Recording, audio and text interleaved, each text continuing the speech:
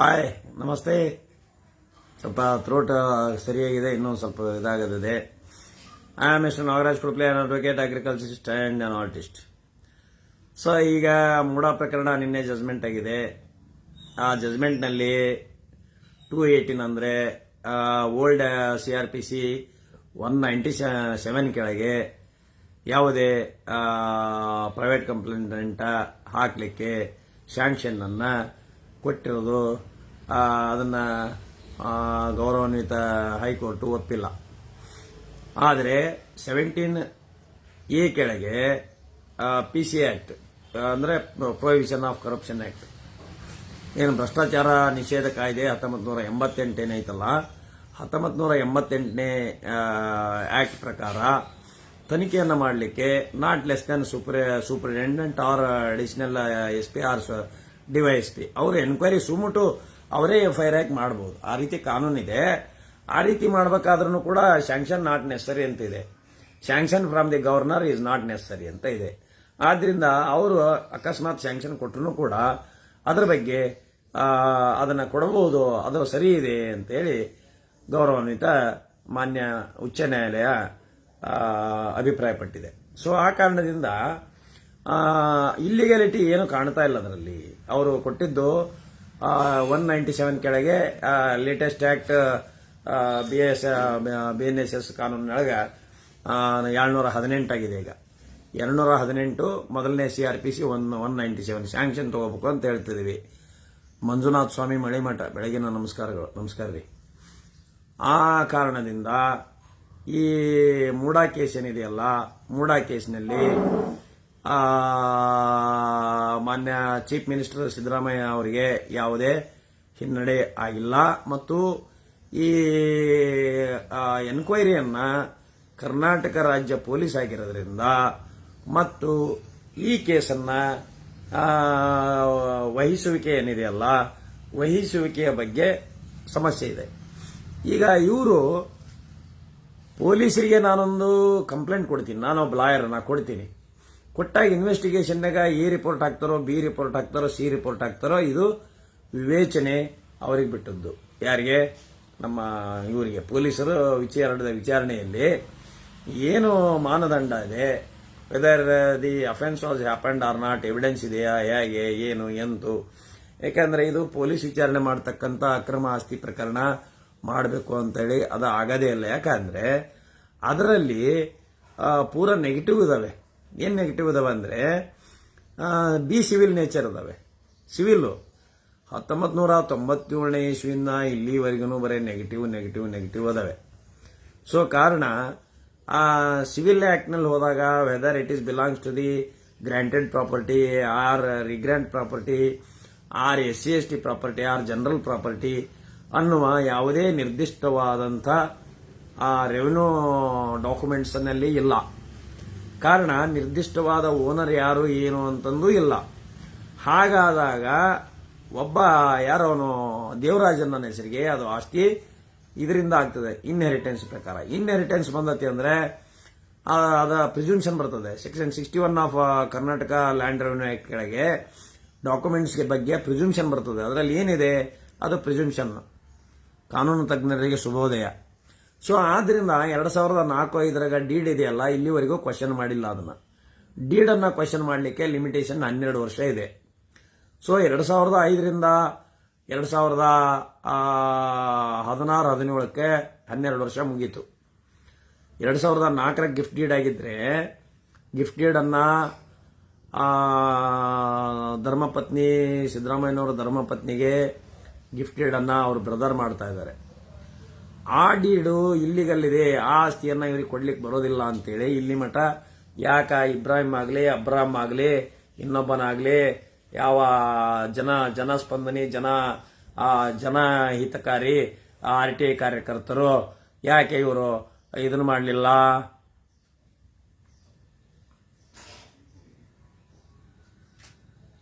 ಮಲೆಬೆನ್ನೂರು ಬಂದಿದ್ದೀವಿ sir, lawyer Dhananjay sir ಭೇಟಿ ಆಗೋಕೆ. ನಿಮ್ಮನ್ನು ಭೇಟಿ ಮಾಡೋ ಅವಕಾಶ ಸಿಕ್ಕಿಲ್ಲ. ಬೇಕಾದ್ರೆ ಬರ್ರಿ ಮೋಹನ್ ಗೌಡ್ರೆ, ರಾಣೆಬೆನ್ನೂರ ಇರ್ತಂಬರ್ರಿ, ಅಲ್ಲಿಂದ ಇಲ್ಲಿಗೆ 30 ಕಿಲೋಮೀಟರ್ ಇದೆ. ಬನ್ನಿ, ಸಿಗ್ತೀನಿ ರಾಣೆಬೆನ್ನೂರಿಗೆ. ಇಲ್ಲೇ ಹರಿಹರ ಬೈಪಾಸ್ ಮೇಲೆ ಬಂದರೆ ಹತ್ತಿರ ಆಗ್ತದೆ, 40 ಕಿಲೋಮೀಟರ್ ಆಗ್ತದೆ ಮಲೆಬೆನ್ನೂರಿಂದ. 40 ಕಿಲೋಮೀಟರ್ ಮೋಹನ್ ಗೌಡ. ಬರ್ರಿ, ಸಿಗ್ತಾನೆ, ಕೋರ್ಟ್ನಾಗ ಸಿಗ್ತಾನೆ. ಕೋರ್ಟ್ನಾಗ ಇರ್ತಾನೆ, ಇಲ್ಲ ಮನೆಯಾಗ ಇರ್ತಾನೆ, ಇಲ್ಲೇ ರಣೇಬೆನ್ನೂರಾಗ ಇರ್ತಾನೆ. ಬರ್ರಿ. ಸೊ ಕಾರಣ ಮುಂದೆ ಏನು ಮಾಡಬಹುದು ಹೇಳಿ ಸರ್, ಜನಕ್ಕೆ ಮಾಹಿತಿ ಬೇಕು ಈಗ.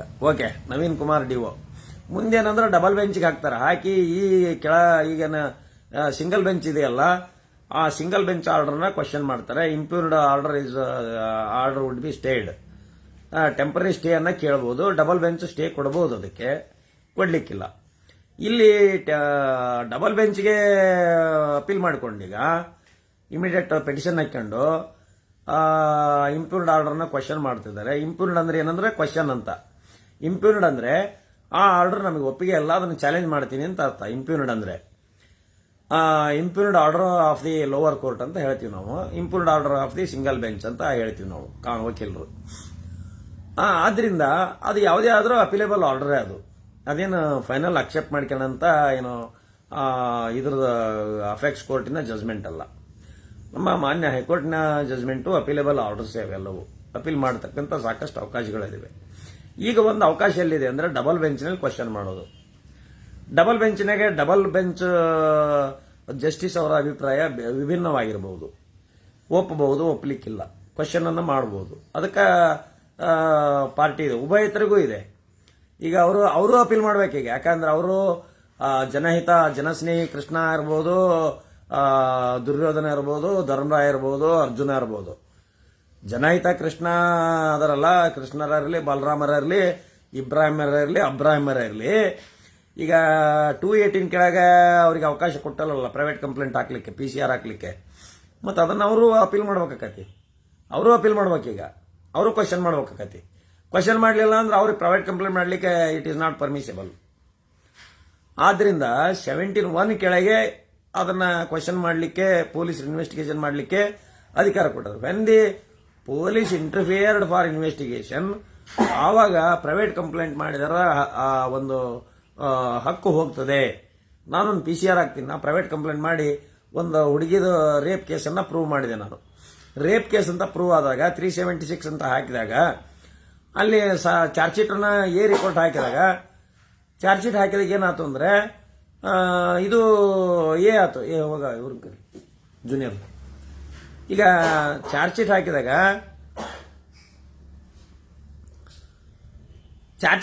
Government is ಇಂಟರ್ಫಿಯರ್ಡ್. ಆ ಕೇಸನ್ನ ಸರ್ಕಾರ ನಡೆಸ್ತದೆ, ಅವಾಗ ಪ್ರಾಸಿಕ್ಯೂಟರ್ಗೆ ಹೋಗ್ತದೆ. ಈ ಜನಸ್ನೇಹಿ ಕೃಷ್ಣ ಆಗಲಿ, ಅಬ್ರಾಹಿಂ ಲಿಂಕನ್ ಆಗಲಿ, ಇನ್ನೊಬ್ಬರಾಗಲಿ ಯಾರ್ದು ಬರಕ್ ಬರೋದಲ್ಲ. ಇವರೆಲ್ಲ ದೇಶವನ್ನ ಉನ್ನತ ಸ್ಥಾನಕ್ಕೆ ಒಯ್ಯಾರವರು. ಯಾರು? ಆ ಜನಸ್ನೇಹಿ ಕೃಷ್ಣ ಆಗಲಿ, TJ ಅಬ್ರಾಹಂ ಆಗಲಿ, ಇವರೆಲ್ಲ ದೇಶವನ್ನ ಉನ್ನತ ಮಟ್ಟಕ್ಕೆ ಒಯ್ದು ಜಗತ್ತಿನಲ್ಲಿ ಇದು ಆಗಿ ಏನು ಭ್ರಷ್ಟಾಚಾರ. ಯಾಕಂದ್ರೆ BJP ಒಳಗೆ ಭ್ರಷ್ಟಾಚಾರದ ಮುಚ್ಚಿಕೊಂಡು ಕೂತಿದ್ರು ಇವರು. ಅದಕ್ಕೆಂದು ಇವರೇನು ಕಡ್ದು ಕಟ್ಟಿ ಹಾಕಿಲ್ರಿ ಇವರು. ಇವರೆಲ್ಲ ಆನರಬಲ್ ಸುಪ್ರೀಂ ಕೋರ್ಟ್ 25 ಲಕ್ಷ ದಂಡ ಹಾಕೈತಿ ಇವನಿಗೆ ಅಂತ ಹೇಳಿದ್ದಾರೆ. ಹಂಗಾರೆ 25 ಲಕ್ಷ ದಂಡ ಕೊಟ್ಟಕ್ಕೆ ಎಲ್ಲಿಂದ ಬಂತು ರೊಕ್ಕ ಇವನಿಗೆ? What is his income? ಮೊದಲು ಪೊಲೀಸ್, ಕರ್ನಾಟಕ ಪೊಲೀಸು ಇವರಿಬ್ಬರದ್ದು ಇನ್ಕಮ್ ಅನ್ನ ಚೆಕ್ ಮಾಡ್ರಿ. ಇವರಿಬ್ಬರ ಇನ್ಕಮ್ ಏನು, ಇವ್ರದ್ದು ಆದಾಯದ ಮೂಲ ಏನು, ಇವ್ರು ಹೆಂಗೆ ಜೀವನ ಮಾಡ್ತಾರೆ, ಯಾವ ದುಡಿಮೆ ಇದೆ, ಯಾವ ಇನ್ಕಮ್ ಇದೆ, ಮೊದಲು ಮಾಡ್ರಿ. ನನಗೆ ಕೇಳಿದ್ರೆ ನಂದು ಅಗ್ರಿಕಲ್ಚರ್ ಇನ್ಕಮ್ ಐತಿ, ವಕೀಲ್ಕಿ ಇನ್ಕಮ್ ಇದೆ, ಸಾಕು ನನಗೆ. ಊಟ ಮಾಡೋಷ್ಟು ಇನ್ಕಮ್ ನನಗಿದೆ. ನಾನು ಹೊಟ್ಟೆ ತುಂಬ ಊಟ ಮಾಡಿ 4 ಮಂದಿಗೆ ಊಟ ಮಾಡಿಸೋಷ್ಟು ಶಕ್ತಿ ನನಗೆ ಕೊಟ್ಟದಾನ. ನಾನೇನು ಕೋಟಿ ಗಂಟ್ಲೆ ಏನು ಅಕೌಂಟಿಗೆ ಇಟ್ಕೊಂಡಲ್ಲ, ಏನು ಕೋಟಿ ಗಂಟ್ಲೆ ಇದು ಮಾಡಿಲ್ಲ, ಏನಲ್ಲ. 4 ರೂಪಾಯಿ ಇದ್ದಿದ್ರಾಗ 4 ರೂಪಾಯಿ ಹೆಂಚಿ ತಿಂತಾನೆ ನಾನು. ಸೊ ಆದ್ರಿಂದ ಸೆಕ್ಷನ್ 17A ಏನಿದೆ, PC ಆಕ್ಟ್. PC ಅಂದ್ರೆ prohibition of corruption act 1988. Prohibition of corruption act 1988. ತಿಳ್ಕೊಳ್ರಿ ಇದನ್ನ. Prohibition of corruption act 1988. ಏನಾರ ಮಾಡಬೇಕಾರೆ ಏನಾರ ಇದು ಮಾಡೋದು. ಆ 1988 ಆಕ್ಟ್ ಪ್ರಕಾರ 17 ಕೆಳಗೆ ನಾಟ್ ಲೆಸ್ ದ್ಯಾನ್ SP. ಇಲ್ಲಿ ಓದಿ ಹೇಳ್ತಾನೆ ನೋಡ್ರಿ, ನಿಮಗೆ ಓದೇ ಹೇಳ್ಬಿಡ್ತಾನೆ. ಅದ್ರಾಗ ಏನೈತಿ? Prohibition of corruption act. ನಿಮಗೆ ಕಾನೂನನ್ನ ಓದೇ ಹೇಳ್ಬಿಡ್ತೀನಿ.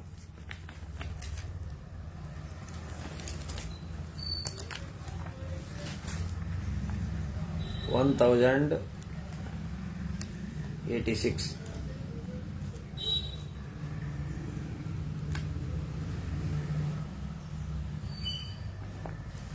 $1096. Section 17.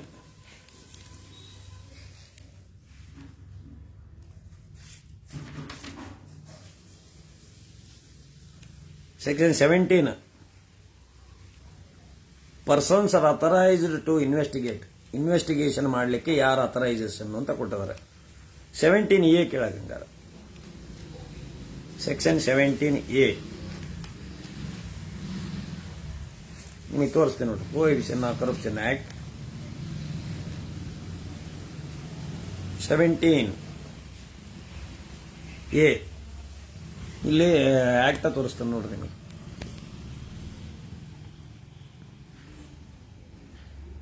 ಇದು ಬುಕ್ಕ, ಇದು ಕ್ರಿಮಿನಲ್ ಮೈನರ್ ಆಕ್ಟ್ಸ್. ಇದರಲ್ಲಿ ಎಲ್ಲ ಆಕ್ಟ್ಸ್ಗಳು ಇರ್ತವೆ. ಕ್ರಿಮಿನಲ್ ಮೈನರ್ ಆಕ್ಟ್ಸ್, ಇದು ಕ್ರಿಮಿನಲ್ ಲಾ, ಇದು ಕೇಸು. ಇದು ಪ್ರಿವೆನ್ಷನ್ ಆಫ್ ಕರಪ್ಷನ್ ಆಕ್ಟ್. ಹೌದಾ, ನೋಡ್ರಿ, ಇದು ಪ್ರಿವೆನ್ಷನ್ ಆಫ್ ಕರಪ್ಷನ್ ಆಕ್ಟ್. ಇದ್ರಾಗ ಎಷ್ಟು ಸೆಕ್ಷನ್ ಬರ್ತಾವಂದ್ರೆ, ಪ್ರಿವೆನ್ಷನ್ ಆಫ್ ಕರಪ್ಷನ್ ಆಕ್ಟ್ 1988. ಹೌದ್ರೆ, ಇನ್ವೆಸ್ಟಿಗೇಷನ್ ಸೆಕ್ಷನ್ 17 ಏನ್ ಹೇಳ್ತದೆ ಅಂದ್ರೆ, ಪರ್ಸನ್ಸ್ ಆಥರೈಸ್ಡ್ ಟು ಇನ್ವೆಸ್ಟಿಗೇಷನ್ ಯಾರು ಅಂತ ಹೇಳ್ತಾರೆ. Investigation into cases under the act. Investigation ಮಾಡೋದ ಬಗ್ಗೆ ಅಷ್ಟೇ ಇದು. ಹಂಗಾರೆ 17 ಕೆಳಗೆ ಏನ್ ಹೇಳ್ತದೆ? 17 investigation into cases under this act.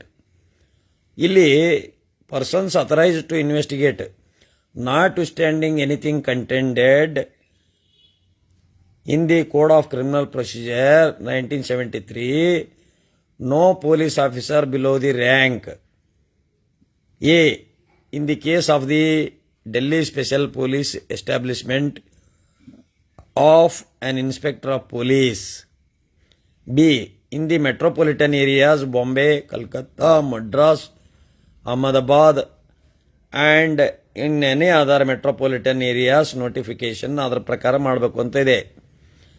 C elsewhere.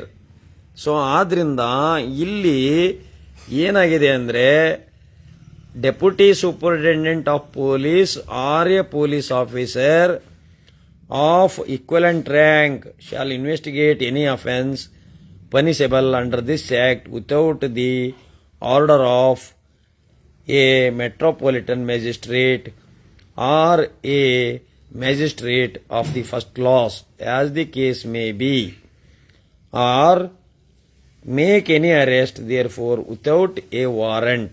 ಹಾಗಾದರೆ ಇಲ್ಲಿ ಪೊಲೀಸರಿಗೆ ಸ್ವಾಯತ್ತವಾಗಿ ಈ ಸೆಕ್ಷನ್ ನಲ್ಲಿ ಕೊಟ್ಟಿದ್ದಾರೆ. ಹಂಗೆ ಏನ್ ಹೇಳ್ತಾರೆ ನೋಡ್ರಿ, ಇನ್ನೊಮ್ಮೆ ನೋಡ್ರಿ.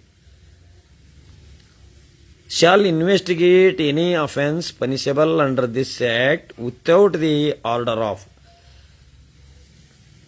ಮೆಟ್ರೋಪಾಲಿಟನ್ ಮ್ಯಾಜಿಸ್ಟ್ರೇಟ್ ಆಗಲಿ ಅಥವಾ JMFC ಫಸ್ಟ್ ಕ್ಲಾಸ್ ಆಗಲಿ, as the case may be, case ಇದ್ದಂಗೆ, or make any arrest therefor without warrant. ಇಲ್ಲಿ ಎವಿಡೆನ್ಸ್ ಸಿಕ್ಕರೆ ಯಾವ ವಾರಂಟ್ ಇಲ್ದಂಗೆ ಅರೆಸ್ಟ್ ಮಾಡಬಹುದು ಅಂತ ಇದ್ರಾಗ ಹೇಳಿದ್ದಾರೆ. Provided that if a police officer not below the rank of an inspector, ಅಂದ್ರೆ CPI ಕೇಡರ್ಗಿಂತ ಕೆಳಗಿದ್ದರು, ಆಫ್ ಪೊಲೀಸ್ ಇನ್ಸ್ಪೆಕ್ಟರ್ ಅಂದ್ರೆ CPI, authorized by the state government in this behalf by general or special order, he may also investigate any such offence without the order of metropolitan magistrate or magistrate warrant ildange, provided further that offence referred to clause E subsection 1. So ಆದ್ರಿಂದ ಇದರಲ್ಲಿ investigation ಬಗ್ಗೆ ಹೇಳಿದರೆ ಹೊರತು, investigation ಆದಾಕ್ಷಣಕ್ಕೆ, investigation ಮಾಡ್ರಿ ಅಂತ ಹೇಳಿದಾಕ್ಷಣಕ್ಕೆ ಅದು ಇನ್ವೆಸ್ಟಿಗೇಷನ್ಗೆ ಕಳ್ಳ ಅಥವಾ ಇಲ್ಲ. ಈಗ ಒಬ್ಬನ ಮೇಲೆ ಕಳ್ಳತನ ಆರೋಪ ಬಂದಿರ್ತದೆ. ಕಳ್ಳತನ ಆರೋಪ ಬಂದಾಗ ಅವನ ಬಾಡಿ ಮನುಷ್ಯನನ್ನ ಅವನ ಜೋಬ್ ಚೆಕ್ ಮಾಡಬೇಕು ಅಂತಾರೆ. ಜೋಬ್ ಚೆಕ್ ಮಾಡಬೇಕು ಅಂದಾಗ ಜೋಬ್ ಚೆಕ್ ಮಾಡೋದು ನನ್ನ ಒಂದು ವೈಯಕ್ತಿಕವಾದ ಹಿತಾಸಕ್ತಿಗೆ ಧಕ್ಕೆ ಬರ್ತದೆ ಅನ್ನೋದು ಅಷ್ಟೇ. ನಾನು ಕಳ್ಳಲ್ಲ, ನನ್ನ ಹತ್ರ ಅದಾವು ಅಂತಲ್ಲ. ಸಿದ್ದರಾಮಯ್ಯನವ್ರ ಬಗ್ಗೆ ಇನ್ವೆಸ್ಟಿಗೇಷನ್ ಮಾಡಿದರೆ ಇಟ್ ಈಸ್ ಬ್ಲಾಕ್ ಡಾಟ್ ಅಂತ ಅವರ ಅಪ್ರೆನ್ಷನ್. ಸಿದ್ದರಾಮಯ್ಯ ಸರ್, ನಾನು ಇಲ್ಲಿವರೆಗಿದಾದರೆ ನನ್ನ ಮೇಲೆ ತನಿಖೆ ಆಗಬೇಕು ಅನ್ನೋದಾದರೆ, ಹಾಗಾದರೆ ನಾನು ಅಪರಾಧಿ ಅಲ್ಲ, ನನ್ನ ಹತ್ರ ಯಾವ ಇದೂ ಇಲ್ಲ, ತನಿಖೆ ಅನವಶ್ಯ ಅಂತ ಇವ್ರು ಕ್ವಶನ್ ಮಾಡಿದ್ದಾರೆ.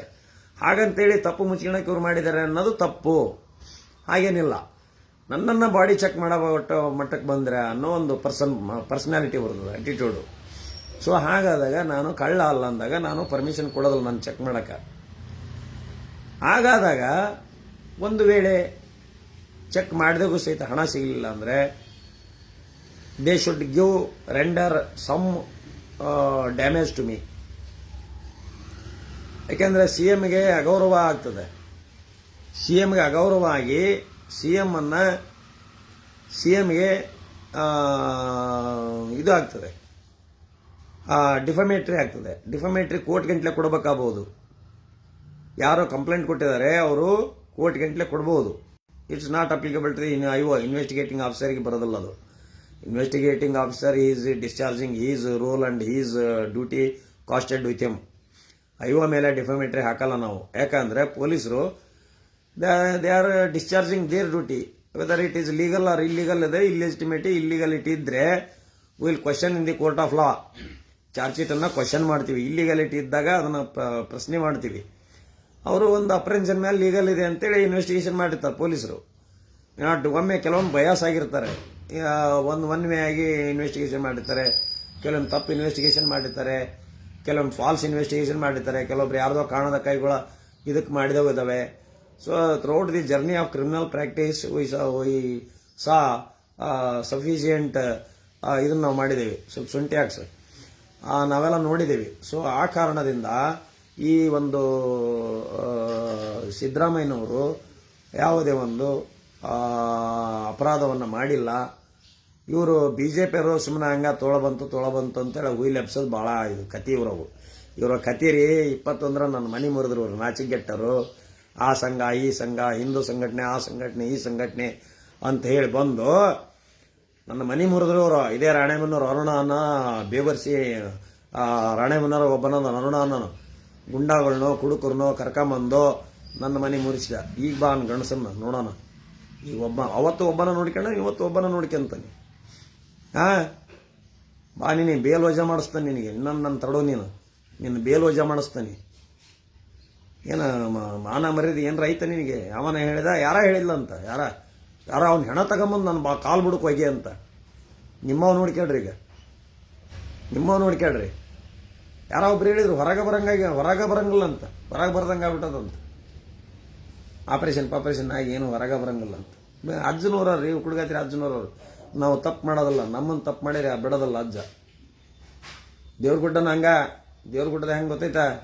ಮೊನ್ನೆ ಜಡ್ಜ್ ಅವ್ರ ಇದ್ರಿಗೆ ಹೇಳಿದೆ, ಬಡಿಗಿಲ್ದು ಹೊಡ್ತಾ ಹಗ್ಗಲ್ದು ಕಟ್ಟು, ಅಲ್ಲಿ ಯಾರು ತಿಂತಾರ ಅದು ಹೊಡ್ತ ಹಂಗ. ಅದು ದೇವ್ರದ್ದು ಯಾರು ತಿಂದ್ರು ದಿಮಾಕ ಮಾಡಿಕೆಂತ ಅದು ಹಣೆ ಬರನಾಟ. ದುಡ್ಡು ತಿನ್ನಕ್ಕೆ ಹೋಗ್ಬೇಡಲ್ಲಿ. ಇದು ನಮ್ಮೂರಾಗ ಅಜ್ಜಂದು ನಾನೊಂದು ಕೇಸ್ ಹಾಕಿದ್ರೆ 4-5 ಕೋಟಿ ಕೊಡ್ತಾರೆ. ಇವತ್ತು ಹನುಮಂತ ದೇವರ ಇದು ಆಸ್ತಿ 13 ಎಕರೆ ನಮ್ಮಪ್ಪ ಟೆನೆಂಟ್ ಅದಾನ. ಪ್ರಯರ್ ಟು 1973 ನಮ್ಮಪ್ಪ ಕೃಷ್ಣಪ್ಪ ಕುಡುಕ್ಲಿ ಇಸ್ ದಿ ಟೆನೆಂಟ್ ಇದ್ರೆ 1973 act came into force. 1/3/1974 land reforms act came into force. Prior to on the date 1/3/74 ಯಾರು ಟೆನೆಂಟ್ಸ್ ಇದ್ರು ಅದು ಅಷ್ಟು ಅವರು ಚಾಕ್ರಿ ಜಮೀನಿರಲಿ ದೇವ್ರ ಜಮೀನಿರಲಿ ಟೆನೆನ್ಸಿಗೆ ಯಾರು ಉಳುಮನೆ ಒಡೆ ಅನ್ನೋ ಇಂದಿರಾ ಗಾಂಧಿ ಕಾನೂನಾಗ ಹೋಗ್ಬಿಡೋದು. ನಮ್ಮಪ್ಪ ಒಂದು ಮಾತು ಹೇಳ್ತು, ಅಪ್ಪ ಕೈ ಮುಗಿತೀನಿ ಟೆನೆನ್ಸಿ ಹಾಕ್ಬೇಡ್ರಿ ಅಂತ. 1/3/1974 ಆ್ಯಕ್ಟ್ ಬಂದರೆ ಡಿಸೆಂಬರ್ 31 74 ಒಳಗೆ, ಡಿಸೆಂಬರ್ ಎಂಡ್ ಒಳಗೆ ಲಾಸ್ಟ್ಗೆ ಅರ್ಜಿ ಹಾಕ್ಬೇಕಾಗಿತ್ತು. ಅಪ್ಲಿಕೇಶನ್ ಹಾಕಕ್ಕೆ ನಮ್ಮಪ್ಪ ಇಡೀ ಊರ ಹೇಳತ್ತಂತ ಅಪ್ಲಿಕೇಶನ್ ಒಬ್ಬರು ಬ್ರಾಹ್ಮಣರಿದ್ರು ಗೋಪಾಲರಾವ್ ಕುಲಕರ್ಣಿ ಅಂತ.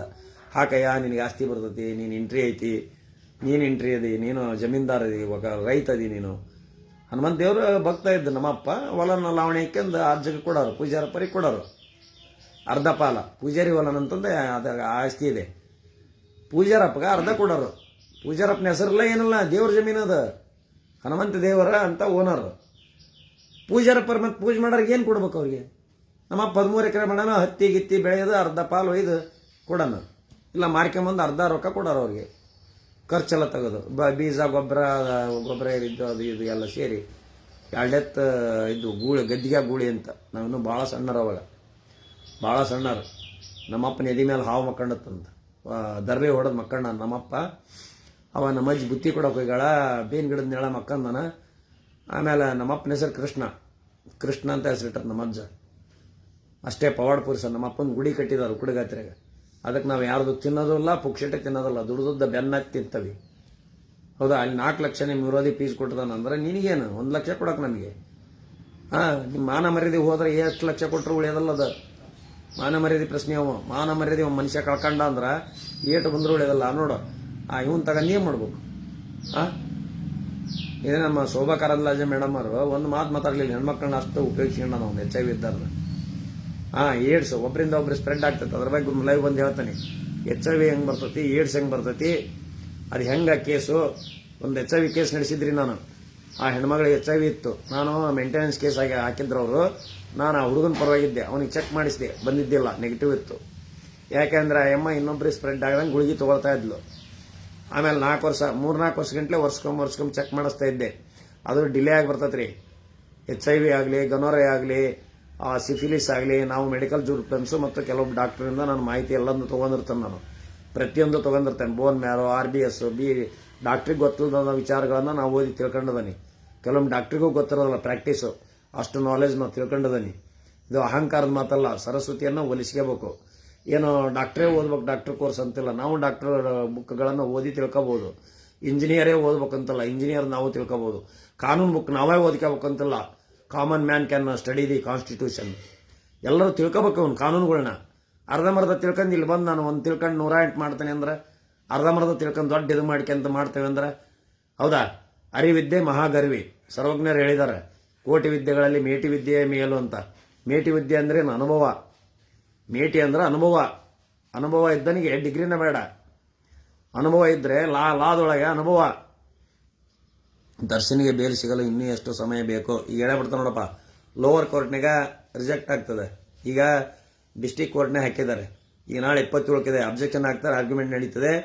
1, 2, 3 ಇದಾಗ್ತದೆ. ಆಮೇಲೆ ವೆಕೇಶನ್ ಬರ್ತವೆ. 2ನೇ ತಾರೀಕಿನಿಂದ ದಸರಾ ವೆಕೇಶನ್ನು. ದಸರಾ ವೆಕೇಶನ್ ಒಳಗೆ ಒಬ್ಬರೇ ಜಡ್ಜ್ ಇರ್ತಾರೆ. ಹೆಂಗಿರ್ತಾರೆ ಹೈಕೋರ್ಟ್ನೊಳಗೆ ನನಗೆ ಗೊತ್ತಿಲ್ಲ. ದಸರಾ ವೆಕೇಶನ್ 1 ವಾರ 10 ದಿವಸ ಕೊಟ್ಟಿರ್ತಾರೆ. ವೆಕೇಶನ್ ಆದಮೇಲೆ ಮೂವ್ ಆಗ್ತದೆ ಆನರಬಲ್ ಹೈಕೋರ್ಟ್ನಲ್ಲಿ.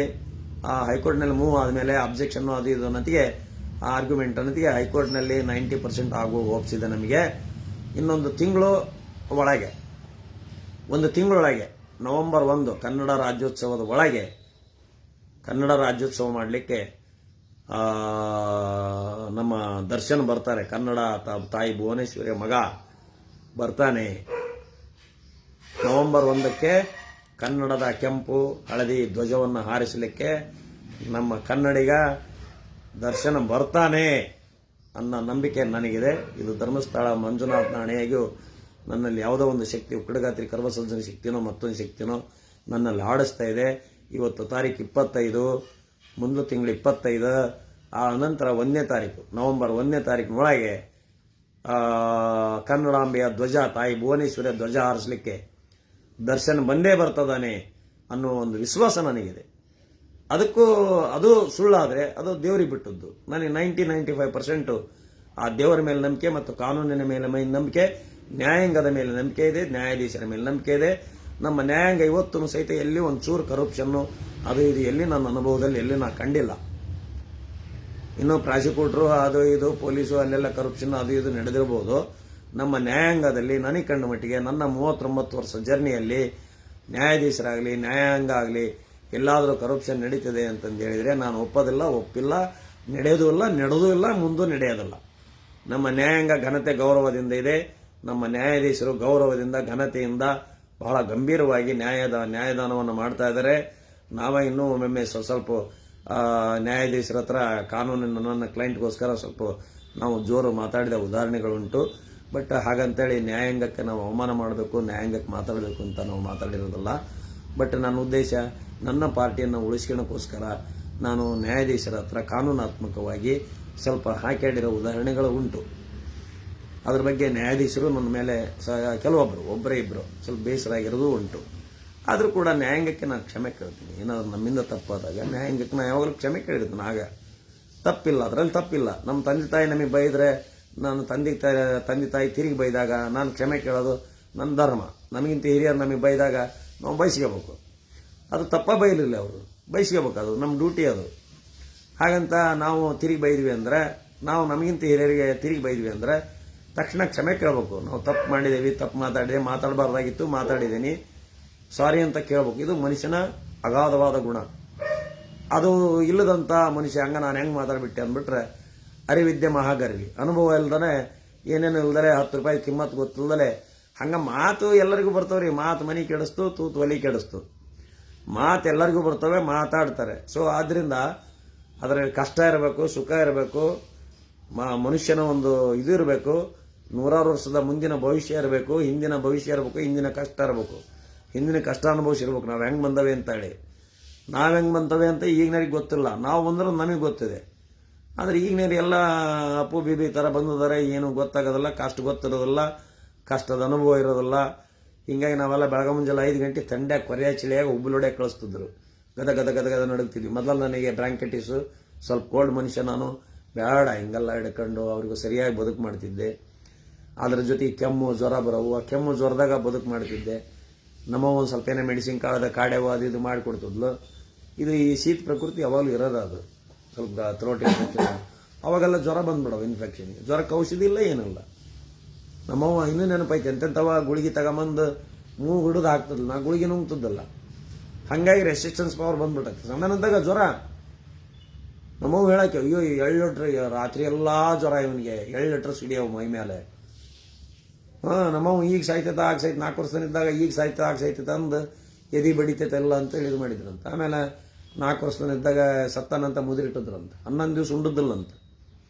ಮತ್ತು ನಮ್ಮಪ್ಪ ಇಲ್ಲ, ದೇವ್ರ ವರದಿಂದ ಹುಟ್ಟಿದಾನ ಅವನು, ಅವನಿಗೇನು ಸಾವಿಲ್ಲ ಏನಿಲ್ಲ, ಅವನು ಮುಂದೆ ಭಾಳ ರಾಜಪಿಂಡ, ಅವನು ಮುಂದೆ ದೊಡ್ಡ ಮನುಷ್ಯ ಆಗ್ತಾನೆ, ಅವ್ನು ಯಾಕೆ ತೊಟ್ಟನೆ ಮುದುರಿಟ್ಟಿದ್ರಿ ತೆಗೀರಿ ಅಂದು ಗಾಳಿ ಹೊಡೆದು ಮತ್ತೆ ಎಚ್ಚರ ಮಾಡಿದಂತ ನಮ್ಮಪ್ಪ. ಹಾಗೆ ಒಬ್ಬೊಬ್ಬರು ಮನುಷ್ಯ ಹುಟ್ಟು ಒಂದೊಂದು ವಿಚಾರಕ್ಕೆ ಬಂದಿರ್ತಾವೆ. ಬಸವಣ್ಣವರ ಬ್ರಾಹ್ಮಣರ ಸಮಾಜವನ್ನು ಬಿಟ್ಟು ಲಿಂಗಾಯತ ಧರ್ಮಕ್ಕೆ ಯಾಕೆ ಬಂದರು? ಹೌದಾ? ಸೂಳೆ ಸಂಕವ ಸೂಳೆನ ಚೀತು ಅನ್ಲಿಲ್ಲ. ಸೂಳೆ ಸಂಕವ ನನ್ನ ಮನಸ್ಸನ್ನು ಪರಿವರ್ತನೆ ಮಾಡಿ, ನಿನ್ನ ಸೂಳೆ ಆಗಲಿಕ್ಕೆ ನೀನಾಗಿಲ್ಲವಾ, ಈ ಸಮಾಜ ನಿನ್ನ ಮಾಡಿದೆ. ನಿನ್ನನ್ನು ಹೋಗಿ ದೇವರಿಗೆ ದೇವದಾಸಿ ಅಂತ ಮುತ್ತು ಕಟ್ಟಿ ನಿನ್ನನ್ನು ದೇವದಾಸಿ ಮಾಡಿದ್ದಿ ಸಮಾಜ. ಅದು ತಪ್ಪು, ನೀನಾಗಿ ತಪ್ಪು ಮಾಡಿಲ್ಲ, ನಿನ್ನನ್ನು ಈ ಸಮಾಜ ತಪ್ಪು ಮಾಡ್ಸಕಚ್ಚಿದೆ, ಬಾ ಅಂದಾಕಿನ ಶರಣೆ ಮಾಡಿದರು. ಅನುಭವ ಮಂಟಪದಲ್ಲಿ ಆಕಿನ ಸದಸ್ಯ ಮಾಡಿಕೊಂಡ್ರು, ಮೆಂಬರ್ ಮಾಡಿಕೊಂಡ್ರು. ಅವನ ಸಮಗಾರ ಅಂದ್ರೆ SC ಸಮಗಾರ ಹರಳಯ್ಯನ ಮಗ, ಸಮಗಾರ ಹರಳಯ್ಯನ ಮಗ ಚಿತ್ರಸೇನಗ ಮತ್ತು ಲಾವಣ್ಯ ಅಂತ ಮಧುವರಸನ ಮಗಳು ಬ್ರಾಹ್ಮಣ, ಇಬ್ಬರಿಗೂ ಸೇರಿ ಲಿಂಗಾಯತ ಇದನ್ನ ಧರ್ಮ ಕಟ್ಟಿ, ಲಿಂಗ ಕಟ್ಟಿ ಮದುವೆ ಮಾಡಿಸಿದ್ರು. ಅದನ್ನು ಕಾಣದಂಥ ಆಗಿನ ಮನುವಾದಿಗಳು ಬಸವಣ್ಣವ್ರನ್ನ ಹೊಡಿಬಡಿ ಮಾಡಿ ಅವರ ವಚನ ಸಾಹಿತ್ಯ ಕಸ್ಕೊಂಡು 12ನೇ ಶತಮಾನದಾಗ ಓಡಿಸಿಬಿಟ್ರು. ಕಕ್ಕಯ್ಯ ಇವರು ಮಾಚಿಯಯ್ಯ ಕತ್ತಿ ವಿದ್ಯೆ ಮಾಡ್ತಿದ್ರು. ಕತ್ತಿ ವಿದ್ಯೆ ಮಾಡಿ ವಚನ ಸಾಹಿತ್ಯವನ್ನು ಪ್ರಿಸರ್ವ್ ಮಾಡಿ ಕಳಿಸಿದರು. ಅವಾಗ ಅವರು ಕೂಡಲ ಸಂಗಮಕ್ಕೆ ಹೋದರು. ಯಾರೋ ಬಸವಣ್ಣವರು. ಅಲ್ಲಿ ಹೊಸ ಮಂದಿ ಇದು ಆತಂತಾರ, ಅದು ಆತಂತಾರ. ಆದ್ರೆ ಬಸವಣ್ಣನವರ ಸಿದ್ಧಾಂತ, ತತ್ವ ಸಿದ್ಧಾಂತ ಸಮಾನತೆಯ ಹರಿಕಾರ, ಈಕ್ವಾಲಿಟಿ ಬರಲಿ ಅಂತ. ನಾವು ಬಯಸೋದ ಈಕ್ವಾಲಿಟಿ. ಅವನು ದೊಡ್ಡನು, ಇವನು ದೊಡ್ಡನು, ರೊಕ್ಕದ್ದನ್ನು ದೊಡ್ಡನು, ಇದನ್ನು ದೊಡ್ಡನು, ಆ ಜಾತಿ ದೊಡ್ಡದು, ಈ ಜಾತಿ ದೊಡ್ಡದು. ಜಾತಿಹೀನನ ಮನೆಯ ಜ್ಯೋತಿತಾಹೀನವೇ. ಹೌದಾ? ಯಾರ ಮನೆಗೆ ಯಾವ ಜಾತಿಯರ ಆದ್ರೇನು ಉರಿಯ ದೀಪ ತಾನು ಉರಿದಂಗೆ ಉರಿದ ಉರಿತೈತಿ. ಹಾಗೆ ದೀಪ ಹೆಂಗೆ ಸಮಾನವಾಗಿ ಉರಿತದೆ, ನಾವು ಮನುಷ್ಯರು ಸಮಾನವಾಗಿರಬೇಕು. ಮನುಷ್ಯರನ್ನು ಸಮಾನರನ್ನಾಗಿ ಮಾಡಬೇಕು. ನಮ್ಮ ಕೈಗೆ ಎಷ್ಟು ಶಕ್ತಿ ಇರ್ತದೆ ಅಷ್ಟು ಮನುಷ್ಯರನ್ನು ಉತ್ತಂಗಕ್ಕೆ ವಹಿಸಬೇಕು. ಹಿಡಿದು ಜಗ್ಗದಲ್ಲ ಮನುಷ್ಯನ್ನ. ಪಂಚಗವ್ಯ ಸೇವಿಸಿ ಶುದ್ಧರಾಗಿ, ಪಂಚಗವ್ಯ ಸೇವಿಸಿ ಶುದ್ಧರಾಗಿ. ಆ ಗಂಟ್ಲಿಗೆ ಥ್ಯಾಂಕ್ ಯು. ಪಂಚಗವ್ಯ ಅಂದರೆ ಏನಪ್ಪ ಅರ್ಥ ಇಲ್ಲ, ನನಗೆ ಗೊತ್ತಿಲ್ಲ. ಬಹಳ ಜನಕ್ಕೆ ಹೆಲ್ಪ್ ಮಾಡಿದ್ದೀರಿ ಅಂತ ಕೇಳಿ ಪಟ್ಟೆ ಹೆಲ್ಪ್ ಮೀ ಸರ್. ಓಕೆ, ನಮಸ್ಕಾರ, ಥ್ಯಾಂಕ್ ಯು. ಕೋರ್ಟ್ಗೆ ಹೋಗ್ಬೇಕು, ಹೊತ್ತಾಗ್ತದೆ. ಗುಡ್ ಮಾರ್ನಿಂಗ್ ಟು ಆಲ್, ಎಲ್ಲರಿಗೂ ನಮಸ್ಕಾರಗಳು. ಆದ್ದರಿಂದ ನಮ್ಮ ಸಿದ್ದರಾಮಯ್ಯವ್ರ ಕೇಸ್ ಏನೂ ಆಗೋದಲ್ಲ, ಯಾರೂ ಆತಂಕ ಪಡುವಂಥ ಅವಶ್ಯಕತೆ ಇಲ್ಲ. ಜೈ ಹಿಂದ್, ಜೈ ಕರ್ನಾಟಕ.